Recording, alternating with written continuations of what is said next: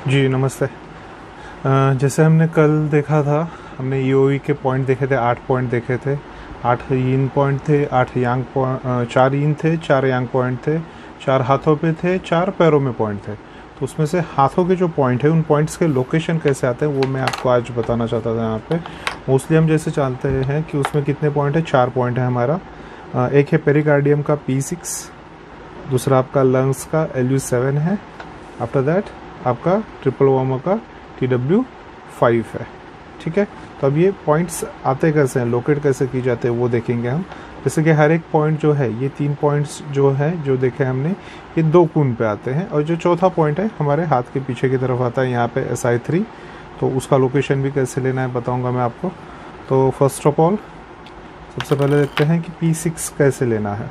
तो जैसे आपकी ये रिस्ट लाइन है, ये आपका लैंडमार्क है। यहाँ से हम 2 कून का डिस्टेंस लेंगे। 2 कून का डिस्टेंस मतलब मेरा 2.5 फिंगर। 2.5 फिंगर मतलब ऐसे पकड़ा जाता है कि ये फर्स्ट फिंगर हो गया, सेकंड फिंगर हो गया, जो थर्ड फिंगर है उसका हाफ लेते हैं हम, वर्टिकल हाफ लेते हैं, हॉरिजॉन्टल नहीं, वर्टिकल हाफ लेंगे। ठीक है, तो चलिए देखते हैं। तो मैंने यहाँ पे रिस्ट को थोड़ा सा बेंड किया, यहाँ पे मैंने मेरी 3 फिंगर्स रखी। ठीक है, और इसको उठा के मैंने बीच में रखा। ध्यान से देखिए मैंने क्या किया। मैंने 3 फिंगर्स रखी हैं, मैंने इंडेक्स फिंगर को उठाया और बराबर बीच में लाके यहाँ पे रख दिया। तो ये जहाँ पे मैंने रखा है ये आ गया मेरा P6। ये है हमारा P6। ठीक है, ठीक P6 के पीछे की तरफ आता है आपका TW5। इसे भी वैसे ही लेंगे हम। हाथ को थोड़ा सा ऊपर की तरफ उठाएंगे, रिस्ट लाइन से हम 3 फिंगर्स रखेंगे और यहाँ से हमने इसको उठा के बराबर बीच में रख लिया। ठीक है, तो ये जहाँ पे बीच में आया, जैसे हमने P6 ढूंढा था, ठीक उसी तरह हमने ये TW6 ढूंढा है। तो ठीक यहाँ पे जैसे ही हम इसको रखेंगे, ये आ गया आपका TW6। ये दूसरा पॉइंट हुआ आपका। नाउ थर्ड पॉइंट, ये लंग्स मेरिडियन है हमारी, ये आपका LU9 आता है। तो यहाँ से ठीक नीचे की तरफ आना है, तो लेकिन ये सीधे लाइन पे नहीं आएगा। LU9 से ये स्ट्रेट लाइन पे नहीं आता है, ये इसकी स्ट्रेट लाइन है। तो ये स्ट्रेट लाइन से थोड़ा सा पीछे की तरफ हट के आता है। तो हम क्या करेंगे, वापस हमने हाथ यहाँ रखा, हमने 3 फिंगर्स रखी। अब ये जहाँ फिंगर मेरी आई है थर्ड वाली, हम इसको थोड़ा सा पीछे लेंगे। थोड़ा सा ही पीछे लेना है क्योंकि हमें लंग्स मेरिडियन पे ढूंढना है, तो इसे थोड़ा सा पीछे लिया। ये आ गया आपका LU7। तो यहाँ पे हमने इसको मार्क कर लिया, LU7। ठीक है, LU7 को ढूंढने का और एक तरीका होता है जो हम देखते हैं कि जहाँ पे आपको हाथ को ऐसे रखना है, दूसरे हाथ की अंगूठे को यहाँ पे ऐसे फंसाना है और इस उंगली को सीधा यहाँ पे आपको पहुँचाना है। ठीक है, ध्यान से देखिए वापस इसे किस तरह किया जाता है। तो हमने इसे यहाँ पे फंसाया है और हमने इसे सीधा यहाँ पे रख दिया है। ठीक है, तो ये आ गया LU7। दोनों तरीके से ये वही आ रहा है, तो ये प्रूफ होता है हमारा पॉइंट सही है। नाउ फॉर द नेक्स्ट, इसके लिए हम देखेंगे SI3। अब SI3 को देखेंगे आप, हाथ के बैक साइड से, यांग साइड से जाता है, हाथ के यांग साइड से जाता है।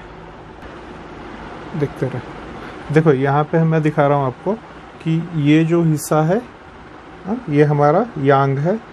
यांग साइड से बाहर की तरफ से आपकी स्मॉल इंटेस्टाइन जाती है, तो उसका SI1, SI2, SI3 यहाँ आता है। अब SI3 को लोकेट कैसे किया जाता है, ध्यान से देखिए।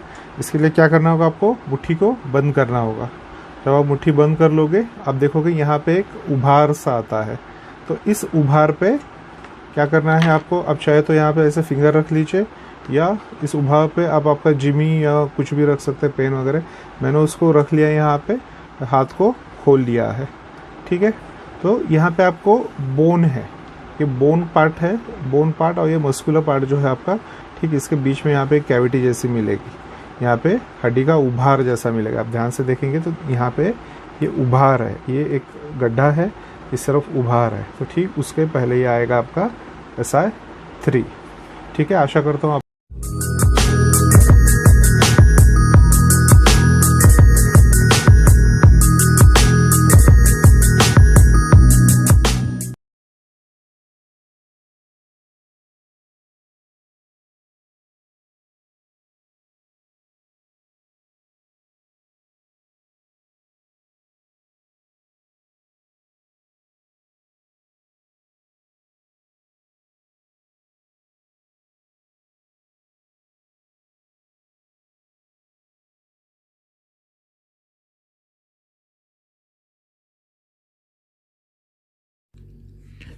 यहाँ पे हम देख रहे हैं GB41 का लोकेशन कैसे ढूंढा जाएगा, जो हम EOV में 8 एक्स्ट्राऑर्डिनरी वेसल्स में हम इसका उपयोग करते हैं। यहाँ पे आपकी पैर की स्मॉल टो है, रिंग टो है, इन दोनों के बीच में से कैनल गया हुआ है, बगल में दोनों आपके मेटाटार्सल्स बोन है। तो यहाँ से अब जब देखते हुए जाएंगे तो यहाँ पे ये दोनों कैनल ख़त्म हो जाता है, दोनों मेटाटार्सल्स यहाँ पे एक दूसरे से जुड़ जाती हैं। ठीक है, अब ये जहाँ जुड़ती है वहाँ पे रिंग फिंगर की जो रिंग टो है आपकी, रिंग टो की तरफ यहाँ पे आता है आपका मेटाटार्सल का। ठीक है, तो ये है आपका GB41। इसको इसी तरह ढूंढा जाएगा, यहाँ से ढूंढते हुए जाइए जहाँ ये कैनल ख़त्म होता है, ठीक उसके थोड़ा सा पहले आपके रिंग टो की तरफ आप यहाँ पे प्रेस करोगे, यहाँ मिलेगा आपको GB41।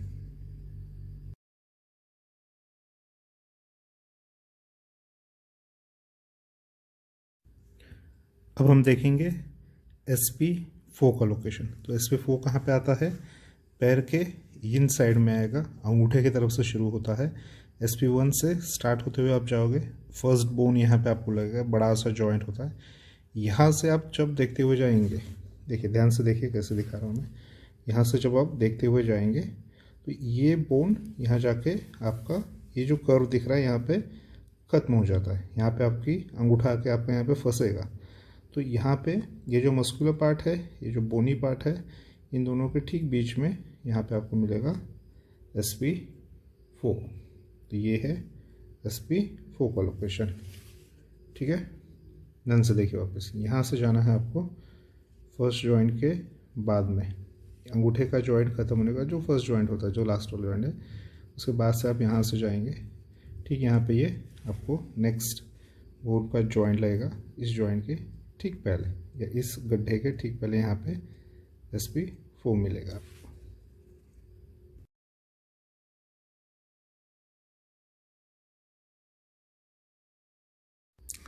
अब हम देखेंगे K6 को कैसे ढूंढा जाता है। किडनी का 6 नंबर का पॉइंट K6 अंगूठे की तरफ आता है। ये अंगूठे की तरफ से जब हम अपने एंकल जॉइंट की तरफ आते हैं तो एंकल जॉइंट का मार्किंग दिख रहा है आपको यहाँ पे। तो एंकल जॉइंट से ठीक एक कून नीचे की तरफ, तो जिसके भी पैर पे हम लगा रहे हैं उसके ही हाथ के अंगूठे का नाप लेंगे हम यहाँ पे। ठीक है, तो पेशेंट जो भी है जिसके भी आप पैर पे लगा रहे हैं वहाँ पे आप अंगूठा रख लीजिए। अंगूठा जहाँ ख़त्म होता है ठीक उसके नीचे यहाँ पे आपको ये पॉइंट मिलेगा। जैसे अंगूठा ख़त्म होता है वैसे आपको यहाँ पे मिल जाएगा K6। ठीक है,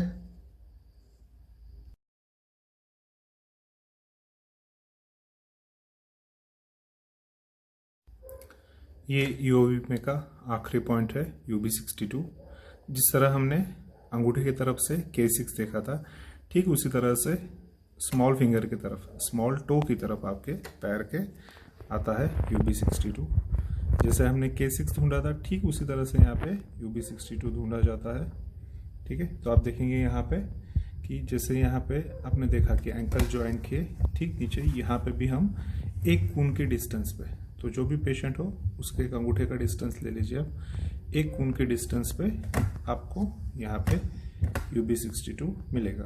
और K6 और UB62 ढूंढते समय में हमेशा ध्यान में रखिए पैर का एंगल जो है ये प्रॉपर 90 डिग्री में होना चाहिए, पैर ठीक सीधा 90 डिग्री में होना चाहिए, जैसे कि हमने इसके पहले भी देखा है।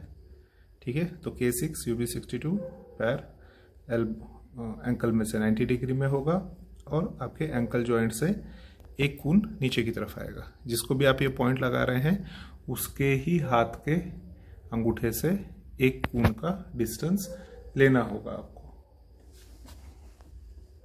ठीक इसी तरह से। ठीक है।